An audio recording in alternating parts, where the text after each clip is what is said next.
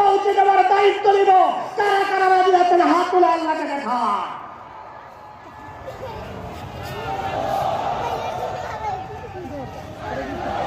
আমার সম্মানিত ভাইরা, সময় সুস্পষ্ট করে মানুষের কাছে পৌঁছে দেওয়া।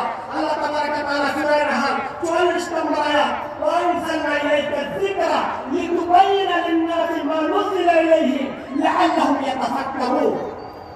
আল্লাহ তাবারক ওয়া তাআলা নাযিল করে দিয়েছে, ওই নাযিল করা বিষয়গুলো মানুষের কাছে স্পষ্ট করে বলে দেন। তাফসীর ইবনে কাসিরে বলা হয়েছে, নবীজি আপনি তাওরাত কারিমের মধ্যখানে কুরআনুল কারিমের ভিতরে যাদের বুঝতে সমস্যা হয় ওইগুলি সহজ করে আপনি তাদের কাছে পৌঁছে দেন, বুঝিয়ে দেন।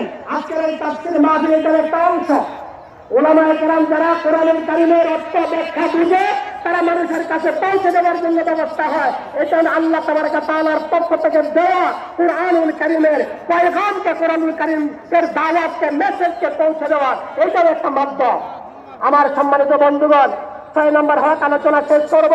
পরবর্তীতে বলা হয়েছে আমার ভাইয়েরা, সূরা মায়েদা 48 নম্বর আয়াত, আল্লাহ রাব্বুল আলামিন বলেছেন কোরআনুল কারীমকে কায়েম করার জন্য, প্রতিষ্ঠা করার জন্য তোমাদেরকে চেষ্টা করা লাগবে।